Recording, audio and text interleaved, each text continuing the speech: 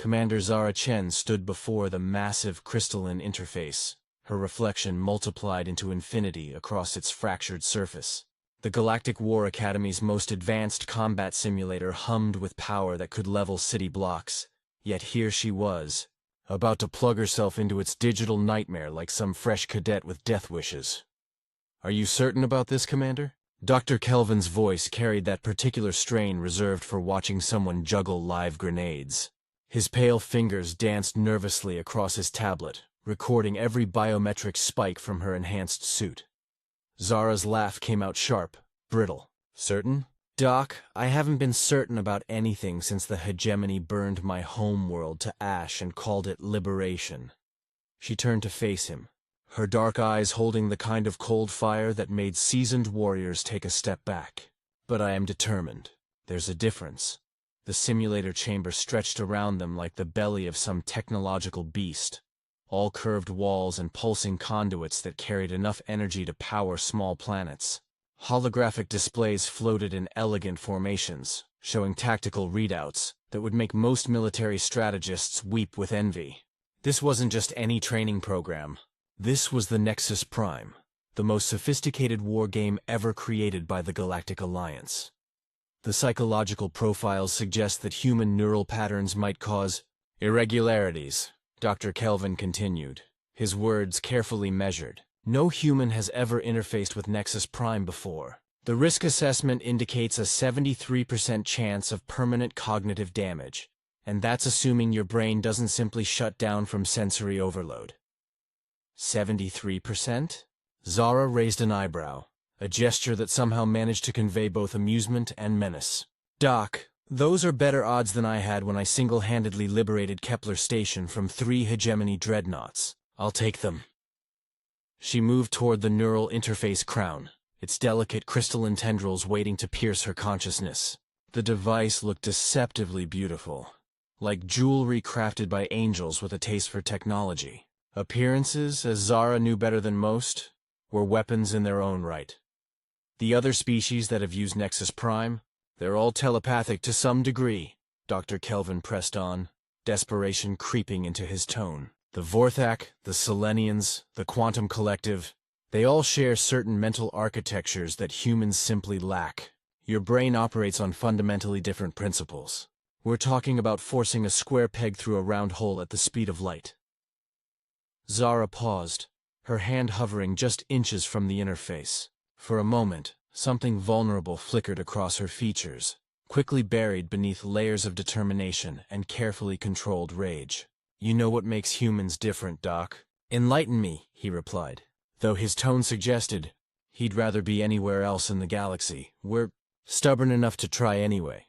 She grasped the neural crown and settled it onto her head with the casual confidence of someone who'd stared death in the face so many times they were on a first-name basis. "Besides, after what the Hegemony did to Earth's colonies, I've got nothing left to lose except the chance to make them pay for every innocent life they've taken." The crystalline tendrils made contact with her scalp, and immediately the world exploded into sensation.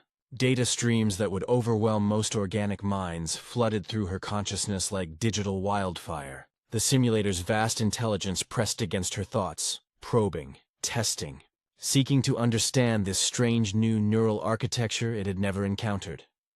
Error messages cascaded across every screen in the chamber. Alarms began their discordant symphony, while Dr. Kelvin frantically worked his controls, his face pale with the kind of terror reserved for watching natural disasters unfold in slow motion. "Commander," his voice seemed to come from very far away, "your neural activity is off every chart we have. The simulator isn't recognizing your thought patterns as compatible with any known species." But Zara couldn't hear him anymore. She was falling through digital space, her consciousness scattered across virtual battlefields that stretched beyond the boundaries of normal reality. The Nexus Prime had been designed to simulate warfare between civilizations that thought in orderly patterns, species whose minds operated according to predictable mathematical principles. Humans, it was discovered, were chaos given flesh. Where other species approached tactical problems with methodical precision, Human consciousness leaped between possibilities like lightning striking at random. Where alien minds followed logical pathways, human intuition carved new routes through pure stubborn will. The simulator's vast intelligence recoiled from the contact, its sophisticated algorithms struggling to process thought patterns that refused to conform to any known framework. Human detected, the simulator's voice echoed through both digital and physical space, its tone carrying something that might have been confusion if machines were capable of such emotions. Neural architecture unknown. Processing parameters? Error. Processing parameters? Error. Warning. System stability compromised. Zara found herself standing on a virtual battlefield that stretched to impossible horizons, but something was wrong with the landscape. Mountains flickered between different geological formations. Cities phased in and out of existence as the simulator's reality engine struggled to maintain coherence in the face of human unpredictability. "Well," she said aloud, her voice echoing strangely in the unstable digital environment. "This is new." Enemy forces began materializing around her, but they seemed uncertain, their forms shifting between different alien configurations. The Hegemony's distinctive scarlet armor appeared and disappeared, replaced by creatures from nightmares that the simulator was apparently improvising in real time. Zara drew her sidearm, a weapon that existed only in the digital realm, but felt solid enough to trust. Her training kicked in automatically. Muscle memory translated into code that the simulator struggled to interpret.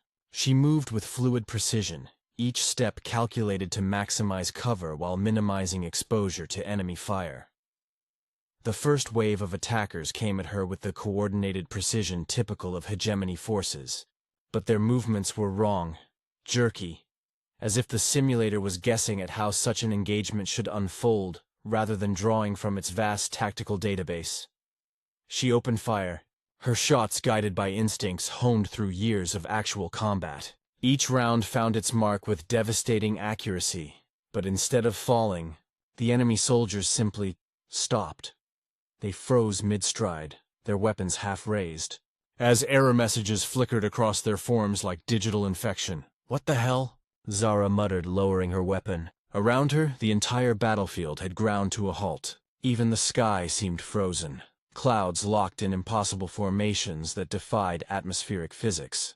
The simulator's voice returned, but now it carried unmistakable strain. "Unable to process human tactical methodology. Combat algorithms are incompatible. Requesting immediate disconnection to prevent cascade failure." "Disconnection denied," Zara replied, her tone carrying the authority of someone accustomed to being obeyed. "I came here to train, not to watch your fancy computer have a nervous breakdown."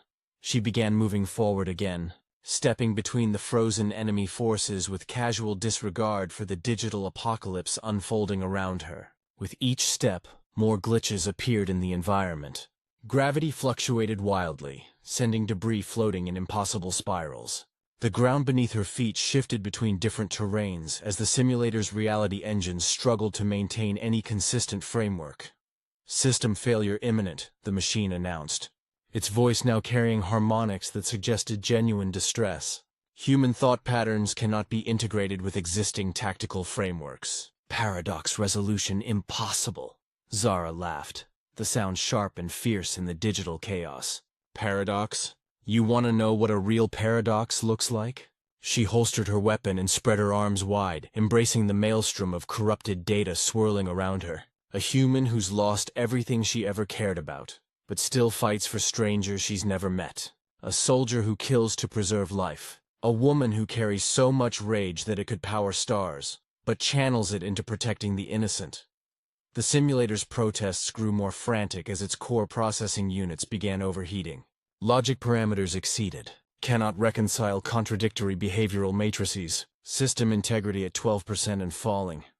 "Then maybe," Zara said, her voice dropping to a whisper that somehow carried more menace than any shout. "It's time you learned that logic isn't the only way to win a war." She closed her eyes and reached deep into her own memories, drawing up every moment of loss, every betrayal, every small victory snatched from the jaws of defeat. The emotions came flooding back, raw and powerful as the day she'd first experienced them. The simulator recoiled from the contact, its sophisticated sensors overwhelmed by the sheer intensity of human feeling. But instead of shutting down, something unexpected happened. The machine began to adapt. "Interesting," the simulator's voice said. And for the first time since the interface began, it sounded almost curious. "Analysis incomplete, but preliminary data suggests human unpredictability might be a tactical advantage rather than a system error." The frozen battlefield around Zara suddenly burst back into motion, but now it moved differently. The enemy forces no longer moved with mechanical precision.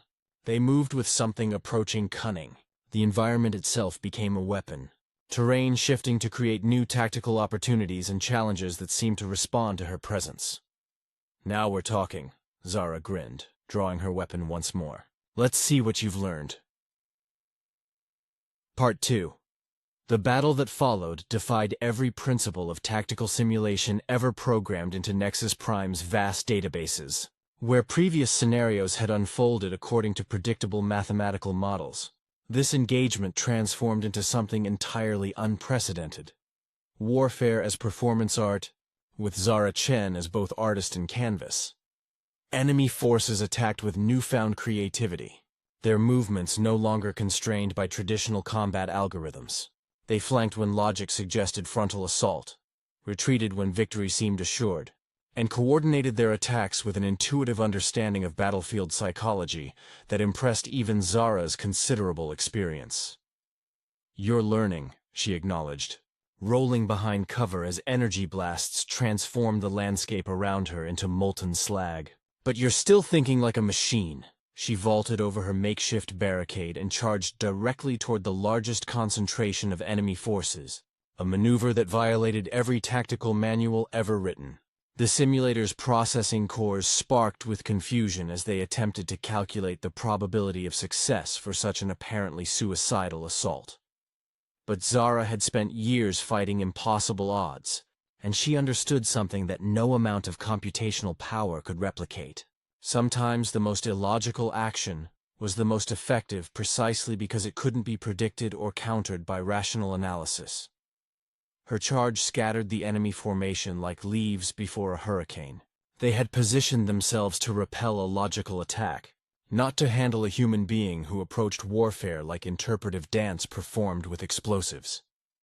"Fascinating," the simulator mused, its voice now carrying undertones of something approaching respect. "Human tactical doctrine appears to incorporate randomness as a fundamental strategic element. Previous analysis classified such behavior as an error. Revision. Randomness is a feature, not a bug." "Now you're getting it," Zara laughed, her weapon carving deadly arcs through virtual opponents who were learning to fight like her even as she fought them. "We don't win because we're logical. We win because we're unpredictable enough to drive our enemies insane." The battlefield around them continued evolving, becoming more complex and dynamic with each passing moment. The simulator was absorbing not just her tactics but her emotions, learning to incorporate the raw power of human feeling into its combat calculations. Rage became a weapon as devastating as any energy blast. Determination transformed into armor stronger than quantum shielding. "Tell me, Commander," the simulator said as Zara dispatched another wave of attackers with movements that seemed to defy the laws of physics. "What drives this relentless pursuit of victory? Analysis suggests your species often prioritizes survival over tactical objectives. Yet you demonstrate willingness to sacrifice everything for abstract concepts like justice and revenge." Zara paused in her assault, her weapon still trained on enemies who had frozen mid-attack to allow for this moment of philosophical discussion. Around them, the digital battlefield held its breath, waiting for her response. "You want to know what drives us?" Her voice carried the weight of worlds lost and battles fought against impossible odds. "It's not abstract at all. Every human who's ever lived carries the memories of everyone who came before. We fight not just for ourselves, but for the echoes of everyone we've ever loved." She gestured toward the simulated sky, where the outlines of familiar constellations flickered in and out of existence. "When the Hegemony destroyed the Luna colonies, they didn't just kill 3 million people. They killed 3 million futures, 3 million stories that will never be told, 3 million chances to make the universe a little bit better." The simulator's sensors detected massive fluctuations in her biometric readings as the memories flooded back. Her heart rate spiked beyond normal human parameters. But instead of triggering safety protocols, the machine simply recorded and analyzed the data with growing fascination. Each death creates a debt, she continued, her voice growing harder with each word. And humans, we're very good at collecting debts with interest. Revenge as motivational framework, the simulator noted, but incomplete analysis. Revenge alone would result in Pyrrhic victories. Yet human military history demonstrates a consistent pattern of strategic victories that benefit species survival rather than merely satisfying emotional requirements. Zara's laugh contained no humor whatsoever. You think revenge and protecting others are different things? You really don't understand humans at all, do you? She holstered her weapon and began walking toward the largest enemy formation, her movements casual despite the hundreds of weapons trained on her position. The simulated soldiers tracked her approach but seemed uncertain whether to fire, their targeting algorithms confused by behavior that registered as both non-threatening and utterly terrifying. Every tyrant in history has made the same mistake, she said, her voice carrying across the digital battlefield with perfect clarity. They think that if they hurt us enough, we'll break. They think that if they take away everything we love, we'll stop fighting. She stopped just meters away from the enemy line, close enough to see the individual details the simulator had rendered on each soldier's face, close enough to count the weapons pointed at her heart. But here's the thing about humans, she continued, her tone conversational despite the circumstances. We don't break, we transform. Loss doesn't make us weak. It makes us weapons. Every person you kill, every home you destroy, every dream you crush, it just adds another layer to our armor. The enemy forces began backing away, their combat algorithms registering threat levels that made no logical sense. She carried no visible weapons, posed no immediate tactical danger, yet every sensor in their digital consciousness screamed warnings about the creature standing before them. And when we finally come for you, Zara whispered, her words somehow audible across the entire battlefield, we come carrying the ghosts of everyone you thought you'd silenced. We come with the fury of every mother who lost a child, every child who lost a home, every dreamer whose future you stole. The simulator's voice, when it returned, carried something that might have been awe. Neural pattern analysis complete. Human consciousness integrates loss as a force multiplier rather than a weakness. Tactical doctrine based on the transformation of trauma into strategic advantage. Unprecedented among known species. Unprecedented. Zara raised an eyebrow. Oh, you beautiful, naive machine. You haven't seen anything yet. She raised her hand, and somehow, impossibly, the environment around them began to shift in response to her will. Mountains rose from digital plains. Oceans materialized to reshape the tactical landscape. The aurora bright sky opened to reveal fleets of human vessels emerging from hyperspace. Jumps that the simulator's physics engines insisted were impossible. What you're seeing isn't just my consciousness, she explained, as reality rewrote itself around them. It's the accumulated will of every human who ever lived. We're not individuals. We're a collective memory bank of stubborn refusal to accept defeat. The enemy forces, now vastly outnumbered by the impossible fleet that had materialized above them, began their retreat. But they moved differently now, with something approaching respect for the opponent they faced. Commander Chen, the simulator said, its tone formal but no longer hostile. Interface termination protocols are ready. Do you wish to disconnect? Zara looked around the transformed battlefield, at the digital realm that now bore the unmistakable mark of human imagination. Her work here was finished, but she found herself reluctant to leave. There was something seductive about a world where will could reshape reality, where the impossible became merely improbable. One last question, she said. Now that you understand how humans fight, how do you think this war is going to end? The simulator was quiet for a long moment, its vast processing power devoted to calculations that incorporated not just tactics and logistics, but the strange new variables of human determination and ingenuity. Analysis suggests, it finally replied, that the hegemony has made a fundamental tactical error. They have awakened a species that treats extinction as motivation rather than a deterrent. Probability of human victory, Approaching certainty. Zara smiled, the expression fierce and satisfied. Then my work here is done. The crystalline crown lifted from her head, returning her consciousness to the physical world where Dr. Kelvin waited with expressions of amazement and terror, warring for control of his features. "Commander," he stammered. "The readings. What did you do in there?" She stretched, working out the kinks that always followed extended neural interface sessions, and gave him a grin that would have made predators nervous. "I taught the galaxy's most advanced war computer what it means to be human," she replied. "And now, Doc, it's time to put those lessons to work." Behind them, the simulator's displays showed tactical projections that painted the future of the war in bold, confident strokes. For the first time since the conflict began, the probability matrices showed human victory not as a desperate hope, but as an inevitable conclusion.